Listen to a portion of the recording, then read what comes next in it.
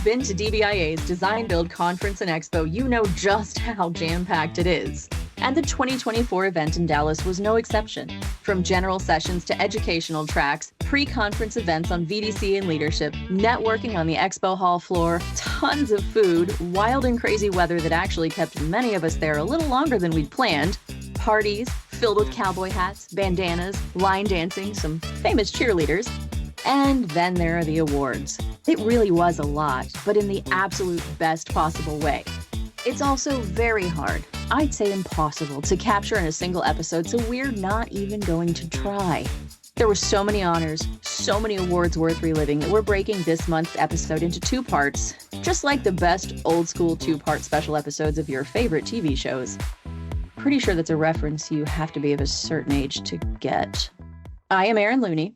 I am of a certain age, and this is part 1 of a special 2-part episode of the Design Build Delivers podcast brought to you by US CAD and Archon's Company. We feature members of the teams behind some of the big award winners this year, including Project of the Year, University of Arizona Applied Research Building, Chairs Award-winning Holt Watters Field Camp, and 4 award winner, National Renewable Energy Laboratories Research and Innovation Laboratory. Then we'll celebrate the next phase of the Design Build Awards universe with the National Student Design Build Competition finalists. From 2nd place, University of Colorado Boulder, 3rd place, NewSchool of Architecture and Design, and the winning team from the University of Arizona.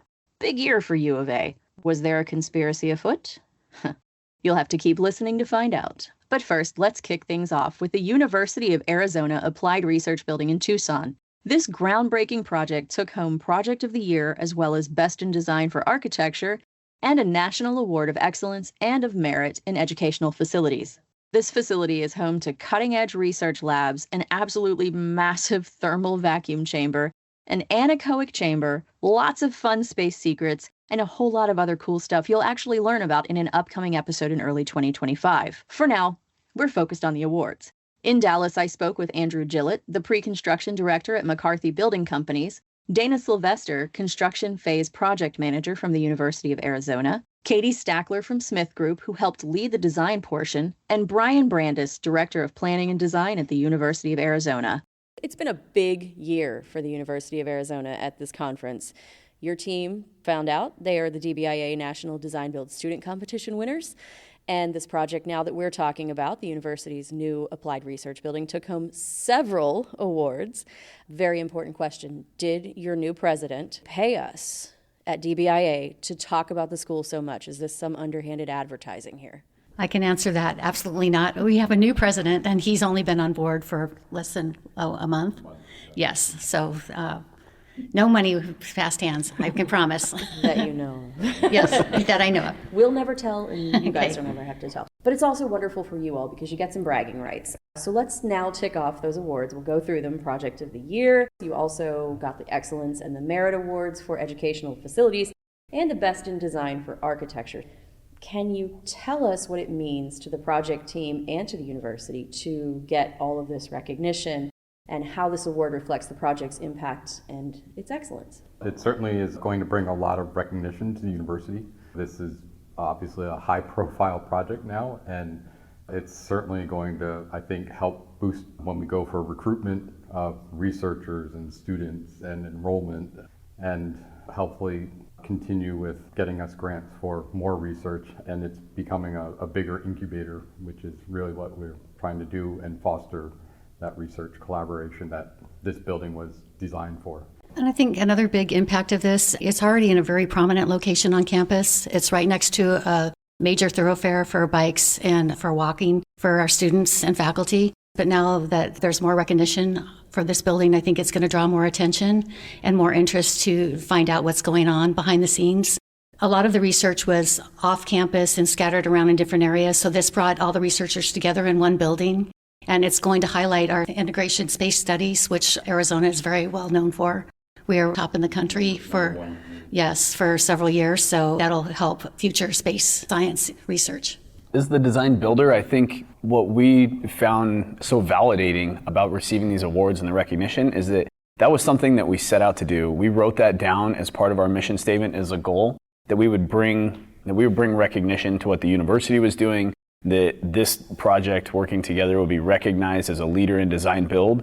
So to see that we accomplished that we worked together to achieve that goal, it was just so validating for the whole team. We were really excited and appreciative of it. And winning the architecture award, of course, was very exciting for us. And we worked very hard to make sure that the exterior of the building was designed such that it reflected the mission and the projects that were happening inside. And the design build delivery method really allowed us to push the envelope literally on this and create a very iconic and evocative architecture with the assistance of the design build partners. And I can tell you a little inside baseball. I was in the discussion about the architecture best in design, and that was really one of the things I kept coming back to. I mean, it was a debate, but that was the characteristic that rose to the top ultimately in the conversation. So you nailed that one. And I'll just add to that, we were talking about it last night after winning the award, that wasn't the original intent when the RFQ went out. The RFQ actually mentioned that this was supposed to be just a functional building and wasn't really meant to be kind of an iconic building, which just goes to show that with design build, you can still get a great and amazing iconic building and still meet your budgets and your schedules and have great design. So just to show that it wasn't our original intention to have something this great, and it turned out that way. So let's look ahead now. The project, huge success, obviously. Fascinating project. I wish we had 2 hours. What are the team's plans for working together in the future? And so how do you plan to carry forward the collaboration, the innovation, the strategic success that made the applied research building such a standout? The testament to our success is that this exact team is working on our next progressive design build. We're working together we're about 70% of the way through design development on the Center for Applied Molecular Go for it. Center for Advanced Molecular and Immunological Therapies, which we call CAMI. Oh, okay. Yeah. We call That's it a good CAMI. idea. Yes. Because that's a lot. So to get the team back together on the next project, again, a project that'll be so beneficial for research and will be so impactful to our communities and our state in Arizona, helping to bring research there. I think that's a testament to the success. We all wanted to do it all over again. The University of Arizona campus and Phoenix. So it's not the Tucson campus. Gotcha. But it is the largest project that the university has awarded. We were very proud to have delivered on the ARB project and then be chosen for the CAMI project. And it's another area that University of Arizona is strong in. They did space, and now they're moving on to our biosciences research, and I'm sure you're learning a ton on that end of research and science. So you're probably getting out your Google for that as well to learn all those terms. And make a career change. So it just goes to show that it worked, and I think there was a lot of lessons learned as well. I think you guys have been applying a lot of what you learned on ARB to the CAMI and just trying to improve the process as we go each time. And we already have that trust all with each other, so we're hitting the ground running exactly where we left off on the prior successful project. We'll be seeing that one, I'm assuming, in how many years? 2027. Okay. So we'll see you again for the same conversation, but we're going to talk about, what was it again? The Center for Advanced Molecular and Immunological Therapies. The Center for Advanced Molecular and Immunological Therapies. Yes. Well, congratulations on not just getting that name correct, but on all of these wins. Okay, now that we're back from space, let's go to Antarctica, where the Holt Watters Field Camp is located. This project earned the Chair's Award for its truly one-of-a-kind story, bringing together innovative design, logistics, and construction in one of the most extreme environments on Earth. Holt Watters is a remarkable example of design-build success. They overcame immense challenges and provided a sustainable and functional base that felt a little like home in some of the harshest conditions. The kind of conditions you could not give me enough money to be part of. But I got to chat with people who do have that level of bravery. Brandon Shaggy Nahusen, the Director of Design and Construction at Bespoke Project Solutions, and Ellie Mango, the Field Operations Director at Bespoke. They did not invite a penguin to the interview, but I'm going to try to forgive them. Let's not bury the lead. The Holt Watters Field Camp team got to work with penguins on this project, right? We did, yeah. That was a really big buzz in our conversations. Everybody was like, oh, look at the penguins. And there's a building we need to look at. The penguins are adorable. Of course, the real lead here are the awards. Congratulations to you on a handful of awards. So let's start with that Chairs Award, though. It highlights community impact and triple bottom line success. And that award is actually chosen out of all the projects that are submitted by the DBIA National Board Chair. So how did this project's approach to environmental, social, and economic sustainability set it apart? First of all, we were so absolutely humbled and just honored for those awards. We try to do things that are right to do, but to be recognized and be seen for that was really wonderful. We have a group of scientists that are living in Antarctica, and they dedicate a very not small part of their lives to being there. It's their home. They're away from their families. This will be the first Christmas that Mango and I have both been home for the last 2 years. So it was important to us to not only design and build something that was a nice place to go, it's a comfortable place to have a meal. It's not cheap to deploy people to Antarctica. You have to keep a lot of that in mind. So when we looked at the design, we ran snow scouring and deposition models so we would understand how the building was going to react with the landscape. Every hour that a scientist spends digging out a building is an hour that they're not spending doing their science. So we used fluid dynamics. We used a lot of thermal studies to really make sure we had a really tight shell. So every dollar that we spend heating it is a good dollar spent. What a passion project this was for everyone involved. Like Shaggy was saying, the scientists are, there because they love their work. And then when you're there, that's your life, that's your home, that's your family, your community, everything. And being in Antarctica, you have to work with nature. You're at the whim of the tides and the animals and the weather and precipitation and winds and all sorts of stuff. You're not in a world run by humans. So you really have to change kind of your mindset when you're trying to plan things like a massive project like this.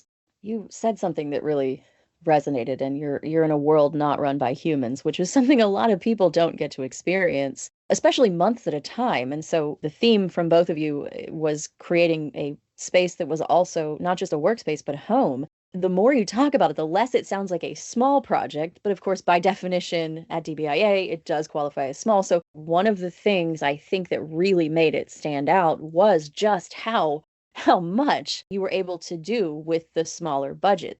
What strategies did your team use to maximize that value and that efficiency, especially given that you were in a world not run by humans? Part of the brilliance of NOAA and the Western Fisheries Division, but particularly Dr. George Watters, who is the director of this group, you think about what he did. He went and he found a little construction company that has done a bunch of stuff in Antarctica and has a bunch of stuff in the polar regions, asked them to team up with a bunch of grad students, essentially, from Colorado Building Workshop. We all designed the whole thing together. The students got to build it in the test build in Denver. Our crew came in and took it down, put it in containers, shipped it, and then built it. So it really goes back to Dr. Watters that he had this vision of just doing something a little bit different, which I think is the whole idea about DBIA, right? There's a lot of trust that goes on. And in this project particularly, I felt like it really was showcased what you can get out of a design build process if it's done right. And just one technical note, during the design phase, one of the parameters was that this project couldn't take up more space than the old structure. So this really kind of difficult parameter that forced a lot of creativity and problem solving from the very beginning to, how do you get more out of the same? Let's talk about one of the other things that created quite the buzz with our jury and with our staff, besides the penguins. During construction, your team overcame some frankly wild challenges, including a boat capsizing incident. So could you share how your team responded to this? The boat capsizing just sucked. I mean, there's no two ways to say that. From a human aspect, number one, let's make sure everything's okay. But way before that, as part of our risk mitigation strategy, so we went from a big boat down and took all the material off with a jib crane and set that down on a 20-foot Zodiac. And then the Zodiac would then take that about 1.5 miles to shore. So that was part of our risk. We're doing this 500 times. What happens when a giant rogue wave hits a boat? So when it did happen, we just followed the plan. Number one, secure human life. Number two, save the fuel and the batteries, get those out of the ocean, and then let's worry about the material last. And it's important to note too, we had a tender boat with that, so the response was absolutely immediate. We never do anything solo in Antarctica. We always have the contingency, we always have a backup plan. Yeah, that one was what it was, but we were able to save everything and get it up, and it was literally because we had talked about it so much previous to even doing it. There really wasn't even much thought when it happened. We just kind of followed the plan that we'd always talked about. Material damage would have been another one for us, right? We lose a window and that's it. Again, we just have to think about how we do that during the prefab stage, how we pack that, how we secure that to make the 3 days across the Drake Passage, which is probably the most dangerous ocean passageway in the world. It's hard to be smarter than frozen rocks and snow sometimes, but you have to be. You have to think everything out and make a plan and follow it. That's sort of how we dealt with it. The teamwork aspect of solving problems in the field is absolutely crucial to not just the success of a project in general or a field season in general, but just daily life, because whether or not it was the day a boat capsized, something else would happen. There's so many things that just pop up during the day that are really hard to anticipate, even if you've done a really thorough job with your risk assessments and mitigation strategies and field plans. There'll be something that comes up for sure. And you need to be able to, rely on the team to overcome those challenges as they arise in the field. 100%. I do have one more very important question for you. Since you're going to be home for the first time in 2 years for the holidays, do you have any big holiday plans that probably don't involve snow? My wife has a lot of really big plans for me. There is nothing I can say no to in this holiday season. You want lights all the way to the top of that tree? I'm going to figure out how to get them up there. No. Absolutely. I would love to go to the Christmas tree lighting ceremony at the Botanical Gardens, which I would say never in any universe. But we're doing it this time, man. It's going to be awesome too. Yeah, being at the whim of whatever your spouse or family wants to do is, it's exciting. Just going to lean into the holiday spirit. I'll be excited to not be sleeping in a tent. That'll be nice. It will be pretty good. Waking up with a sad twig as your decoration. The light bulb. Are you interested in sustainable design and construction practices but concerned about profitability? USCAD, an Archons company, helps forward-thinking ENR top-ranked AEC firms in mitigating risk and driving profit through digitalization using Autodesk AEC technology. To learn more, contact uscad.com/DBIA for a free 30-minute consultation. That's uscad.com/DBIA.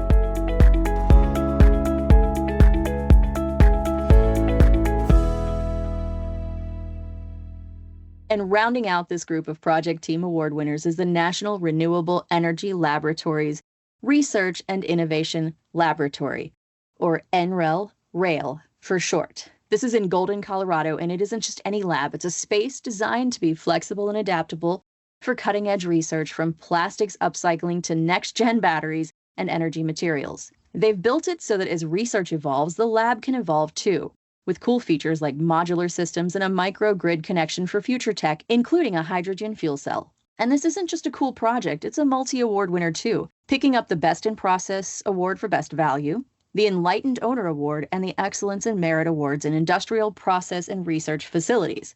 With 4 awards, clearly this project is something special. I got to speak with Brett Kumick, NREL's Program Director for Project Management and Construction. In the afterglow of the previous night's award ceremony, Brett gave us a behind-the-scenes look at the project and how they managed to make something so innovative, on budget, and ahead of schedule. One of the awards you won was the Best in Process for Best Value.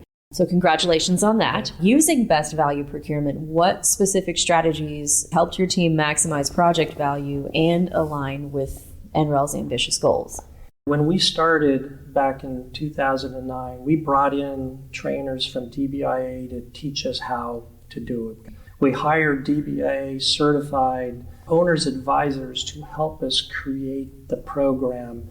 We have always embraced DBIA best practices to the extent that we truly can within our federal government restrictions, believing that they allowed us to be able to get teams that were very innovative and creative.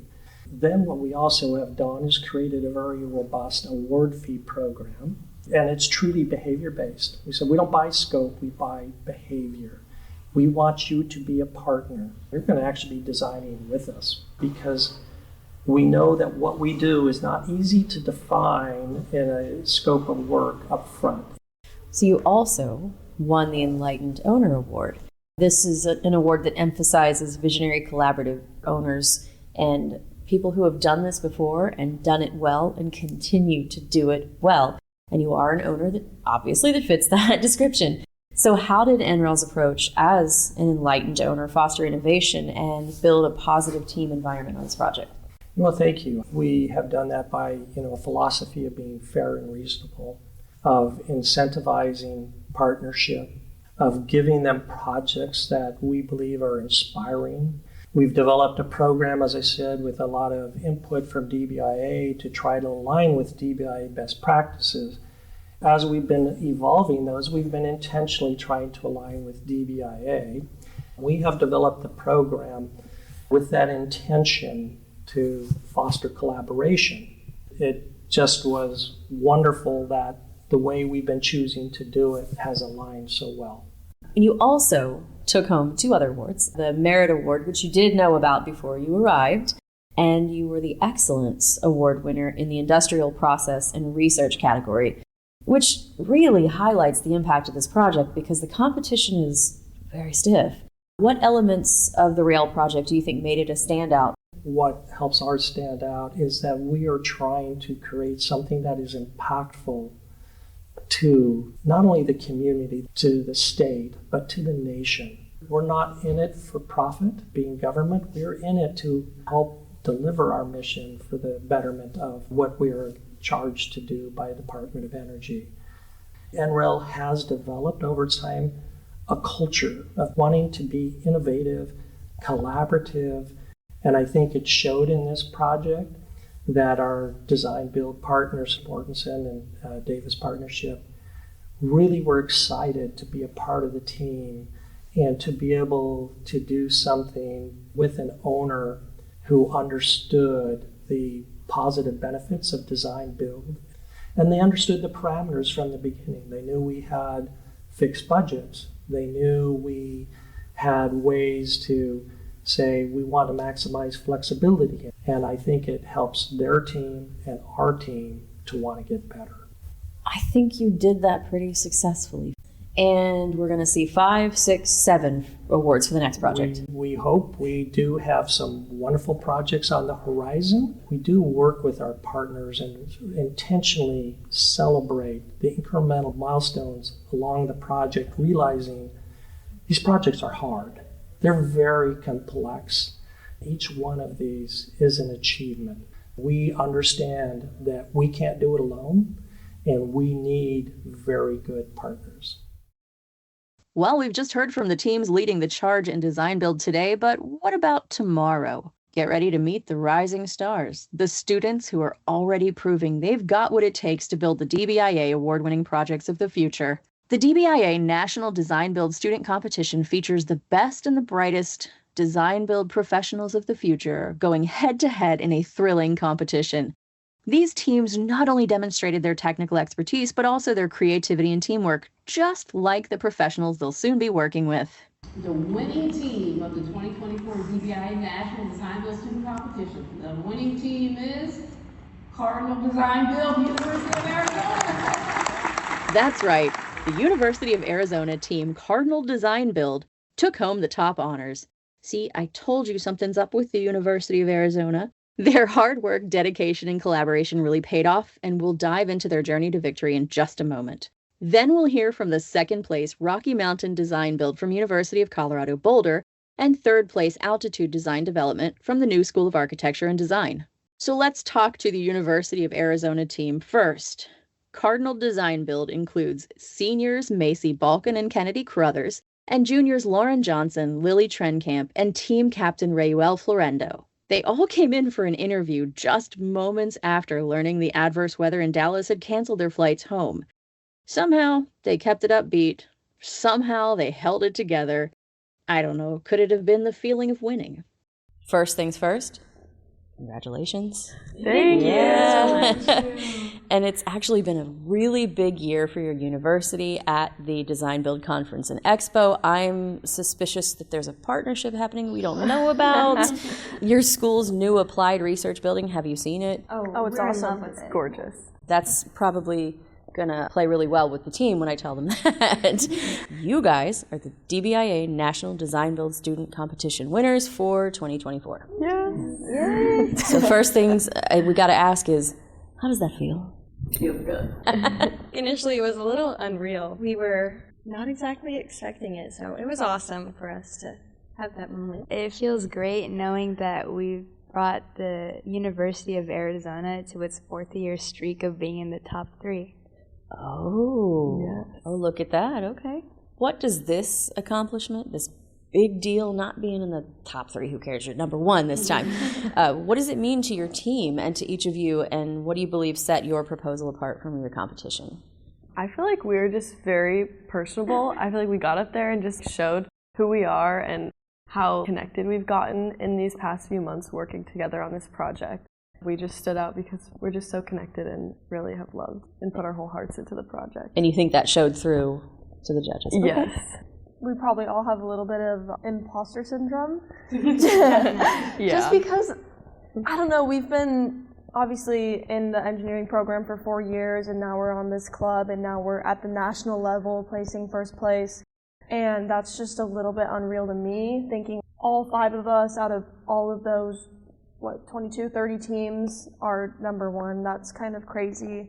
We put a lot of hard work into it, and we're really glad that it paid off. I also think one of the things that set us apart was how passionate we were about our company itself, also like each of the parts we did. I know Macy loves her schedule, that's her baby, like she knows everything about it. They were asking her questions and she was so excited to answer them. And also just our company values, because we just came up with it. And so we're in Bozeman, Montana, we were about cozy, homey feel, and we just kind of came up with everything that our company represents, and I think that we just all became really passionate about it throughout the process. I'm going to give you a little tip. Never tell people you have imposter syndrome. Because you're not an imposter. You belong here. Don't belittle your accomplishments with it. It's so hard. Yeah, it just doesn't feel like we made it. But you did, so that's the part you focus on. You did make it. You are here. You are number 1.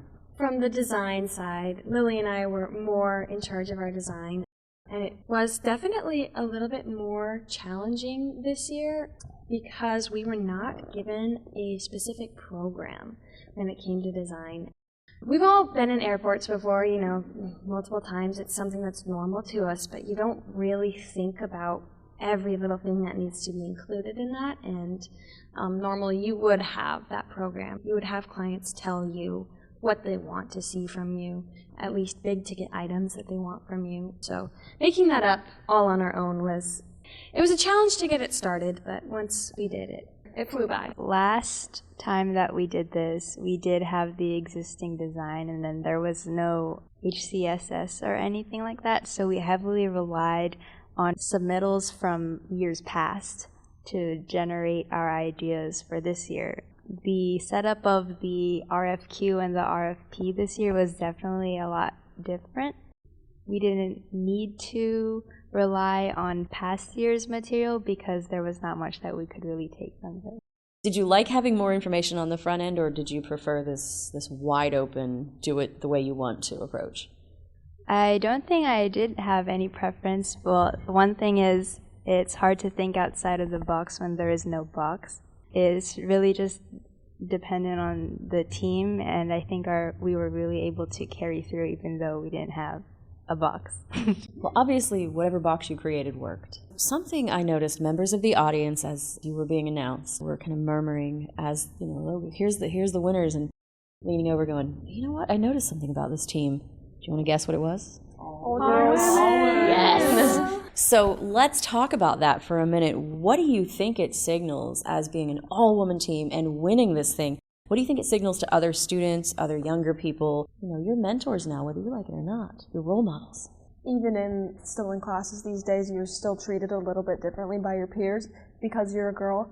And being able to go up there in front of everyone and being an all-girls team, it just shows how powerful you are and how confident we were and how we have worked past anyone who thought less of us at points. Because that still does happen sometimes, definitely. It shows that we're powerful and we are smart. Maybe we smarter, I'm just kidding. But yeah, definitely power and confidence and just that we can do it. We were super excited that we were an all-girl team. From the beginning, we're like, our company's going to be woman-owned. We're going to wear all pink for our presentation. So I think even winning, just coming forward wearing all pink, I just thought it was a powerful moment for us. That was planned. Oh yeah, it was planned. very much. Business casual shopping the night before.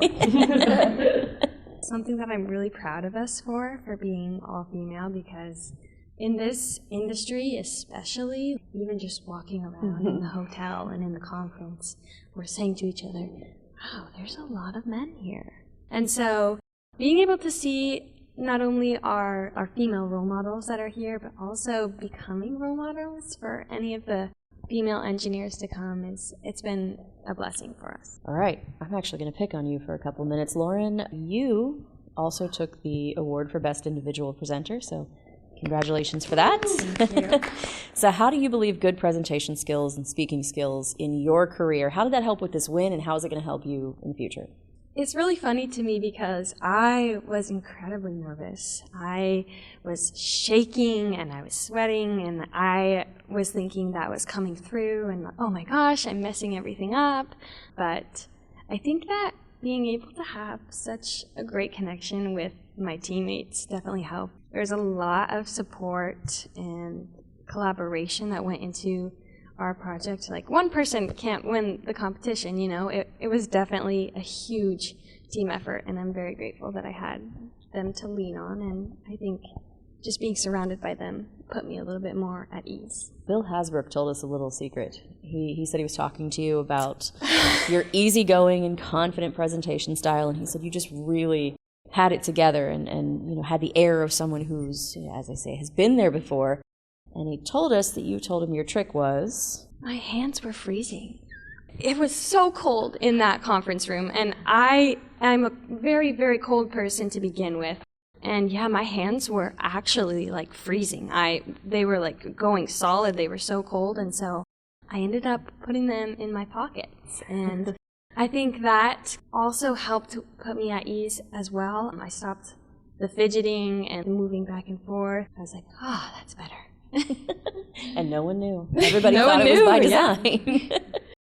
The University of Colorado Boulder took second place in the competition, putting up an admirable fight. The team featured juniors Mary Grace Lemcool and Julian Katara, alongside seniors Katie Irvin, Benjamin Hewitt, and team captain Dana Major. This talented group showcased their skills, their creativity, and their dedication throughout the competition.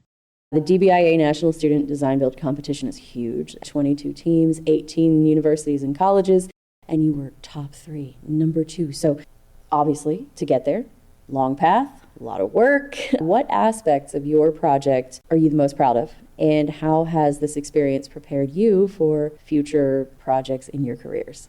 A lot of us are going into construction, some design. I think for all of us, knowing how the front end of how projects are won, having experience in that is super helpful then going into executing those projects. Also, the commitment and ownership that everyone took on this project from the start. Like, this is totally a choice to do this. All 5 of us coming together, and really from the start, everyone was super committed, which I think also is why we were so successful. So no one's hanging a grade over your head, right? No.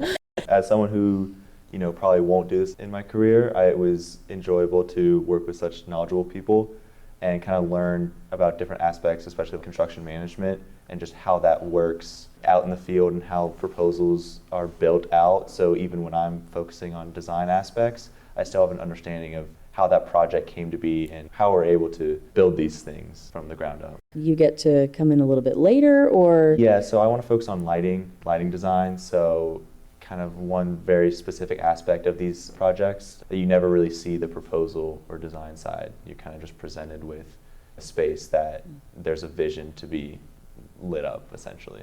In coming up with the design, the fixed fee variable scope was actually very challenging because we had no guidance as to the scope of the project.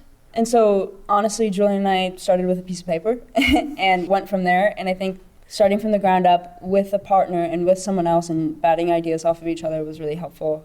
And that's how we were able to come up with such an intricate design. And so Parsons Corporation, by the way, is who you can either thank or blame for giving you nothing to start with. They sponsored this year's competition and introduced this new delivery mechanism and project type. And on top of that, HCSS introduced the new cost estimating software. So how did having those resources, how did that help with project planning and team collaboration? The new estimating software, once I really did utilize the training videos, I realized that going from an Excel sheet to Heavy Bid, I could have done the opposite and kind of just listed off the things I put into Heavy Bid. I realized a little bit late that I didn't even really need my Excel sheets. Heavy Bid kind of gave me everything I needed, and not just with calculations, but with their crews and just kind of their tabs for resource use. You could kind of put in a code and then come back to it, which was great, and it sped up the whole process. And not have to use pieces of paper.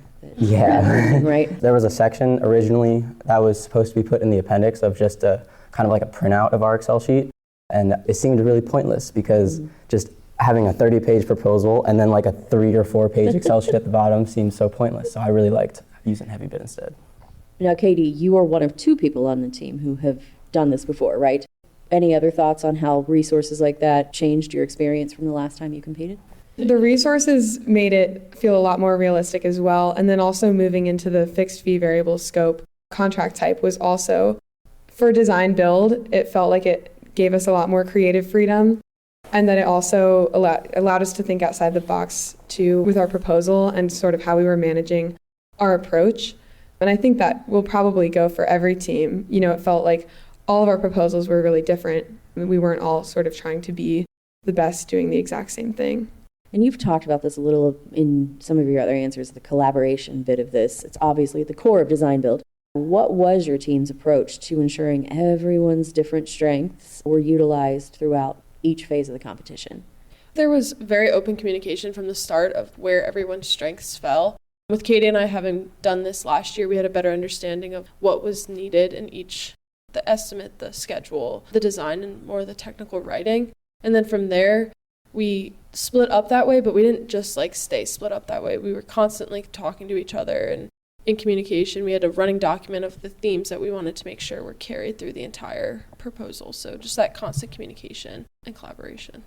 This experience shouldn't just be you're doing what you're good at. We wanted to make sure that everyone had a learning opportunity, got to learn how to perform technical writing, how to present in front of a panel and a large room of people. We all definitely got outside of our comfort zone and helped each other throughout that process. So definitely wanted to make sure we were all excelling in the scopes that we were most comfortable in, but also learning a lot too. And doing podcast interviews. Yeah. And did you write that into the actual plan? Yeah, this is something I've never done before, and I don't think any of us. We're glad to usher you through your first. Now let's hear from the New School of Architecture and Design team, including Jade Huron, Boston McCullough, and team captain Henry Virgil. Also phoning in from, well, I'll let him tell you, James Armendariz. Unfortunately, Anna Trujillo couldn't join the interview, but she was a vital member of the team throughout the competition. What aspects of your project are you most proud of, and how has that experience and what you're proud of and what you're not so proud of, how's that helped prepare you for future projects? One of the things that I'm most proud of was the collaboration throughout the project, how we got closer and closer in getting this project done. Every phase was like a new challenge for us, how we all communicated with each other on how we were going to split up the work or how we were going to help each other succeed. My favorite thing was the passion. You can be on a lot of teams, but a lot of teams don't have passion, and you got to start telling people what to do and they just don't like it. But everyone knew their roles, everyone knew their assignments, and the passion of all of us, I think that was one of the big factors on why we're top 3 is, we were dedicated. My answer is going to be a bit more technical. I really liked the design of my work. Well, I was the one that worked on the design, and same for James Armendariz. It was a really dense timeline, so we had to work quickly and accurately. with the design, we had to think in ways that we hadn't had to think before in this new environment of Montana. And with that, it came with a whole new set of challenges. The other thing with that is the overall work that we put out. Even though that time frame was so small, the amount and quality of the work that this team was able to put out was absolutely amazing to me. So this year, you hinted at it a little. This year's competition focused on expanding an international airport, you said in Montana, so a terminal at an international airport in Montana. How did your team approach creating a detailed, realistic proposal in both the RFQ and RFP phases? It was a lot of reading at the start to make sure that we follow what's on the paper and not doing too much, because that was a rule on there saying do what we ask, not go beyond that to try to get extra points or something like that, because you cannot focus on what they're asking for and that could probably cost you more. And I would say schedule. We had a really packed schedule, so we had to really collaborate on, I'm free this day, I'm not free this day. So what are we doing today? We only have 2 hours to meet. Parsons Corporation, they did something kind of interesting for you guys this year. In addition to sponsoring this year's competition, they introduced a new delivery mechanism and didn't give you a box. You had to create the box. And HCSS introduced cost estimating software this year as well. So how did these resources influence your project planning and that collaboration you spoke of? So I saw Anna Trujillo as our person working with HCSS, and I saw how she had to work through the challenge of learning a new software. It was created for the competition, so she really had to learn about it and ask the representative that they had for like some questions that she had. And at some point she was asking them at midnight, and they said, sorry, we can't answer you tonight, please reach back tomorrow. And you just talked about that schedule issue that you all had. How did Anna and how did the rest of you overcome maybe the gap between asking the question and getting the answer you needed with very little free time? We planned a little bit before that, so she did have enough time to put it off till the next morning when they were available, but a lot of sleepless nights. We did have sleepless nights, but we had great time management, because we actually finished the project a week before so that we could send it to our faculty advisors, some of the people at school for proofreading, and just getting an outside source to read through it and say, this looks good or this looks bad. So what you're telling me is you didn't wait until the last minute. Imagine that, right? Yeah. So we've talked about the good stuff. What about the challenges? I would say the deadlines. To do a presentation, a sales presentation in less than a week, make it look good, animated graphics and all, it's very hard to do. And especially with an RFP proposal you got to do in not just a month, it's more like 3 weeks, 2.5 weeks. A lot of late nights, a lot of phone calls, a lot of meetings. Like the first question you asked about what we brought to the table, and I thought it was just passion.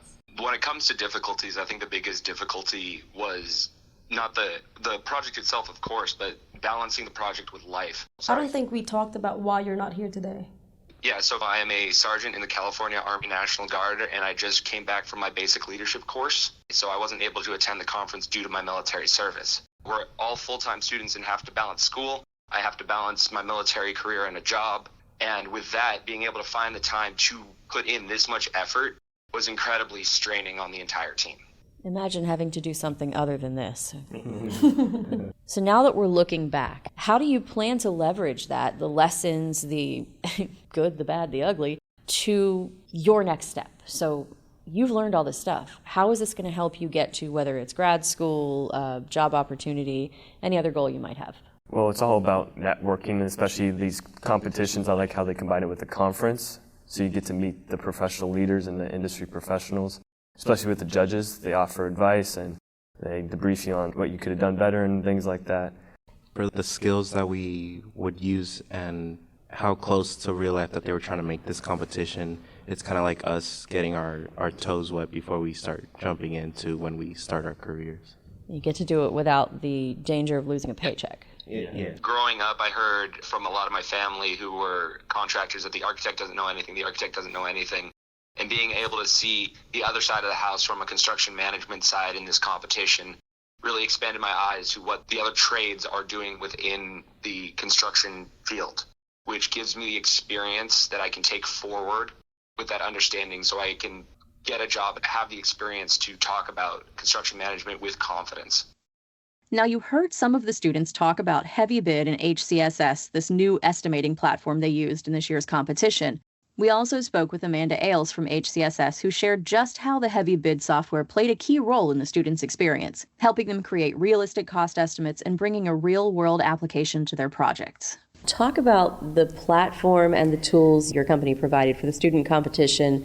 Tell us a bit about how the partnership came about. Bill Hasbrook is the one to blame. He's the one that brought us in. He reached out to us because he was interested in the student competition, bringing in a little bit of civil as well as the commercial aspects of the competition for the students to learn about multiple facets of construction. So we got pulled in because we build heavy civil construction software. We, of course, wanted to be involved. Typically, the software that we provide is an installed desktop application, so it actually would have been really complicated for us to be involved in the student competition because each individual team would have had to learn how to install the software individually. And so I pitched something a little different, something a little crazy. We are working on a web-based version of our estimating application. And while it's still very early, I showed them where we were at this point in time and said, I do think it's capable of meeting where the students are right now as far as estimating and putting together a quick RFP, and they agreed. And so we were able to train the students pretty fast on that system and use that for the competition. What do you think are the most valuable skills the students are gaining this year from using Heavy Bid in this competition setting, particularly versus the way they were doing it before?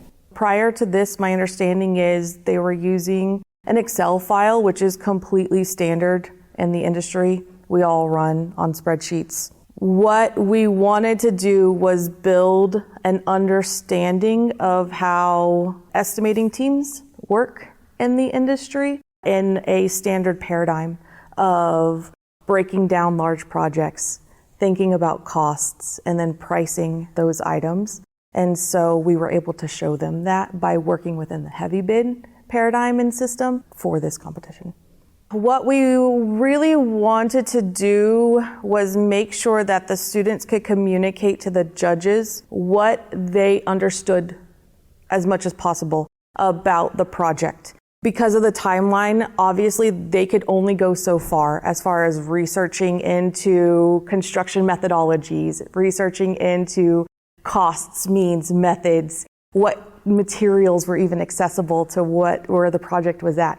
Wherever each team went with understanding the project to a certain level of depth, our goal was to just give them a means to communicate that out to the judges. So the goal wasn't that they magically had to know how to perfectly estimate without ever having done this type of work before. We weren't expecting perfect cost estimates out of the competition. We were just trying to give them a vehicle for communication.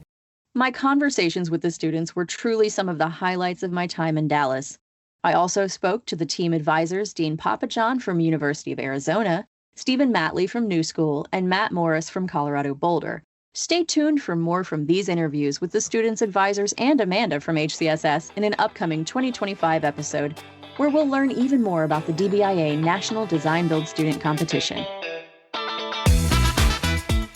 Oh, okay. That's a wrap on part 1 of this special 2-part episode of the Design Build Delivers podcast. We learned about some of the award-winning projects and the bright student minds shaping design build and making DBIA so proud we have to do it again next year. Be sure to tune in Monday, December 2nd for part 2 of our recap, where we'll hear from Brunelleschi Lifetime Achievement Award winner Dawn Warren and Distinguished Leadership Award winners Emily Galliers and Rod Pope. Thanks to everyone you heard in these interviews, as well as the people behind the scenes who brought this extra special episode to life, like Fred Yee and Kara Brown, who ran the wires and managed the machines. Thanks to you for listening and for helping us make the 2024 Design-Build Conference and Expo a massive success. So much so it needs more than one episode. Make sure you subscribe so you don't miss part 2 of this episode, or so you don't miss any other exciting episodes of the Design Build Delivers podcast. Like our annual recap coming up in December, it's a look ahead to 2025 with Executive Director and CEO of DBIA, Lisa Washington, and incoming DBIA Board Chair Tom Foley. And a Big thank you to our sponsor, USCAD, for supporting the Design Build Delivers podcast. Learn more at uscad.com/DBIA.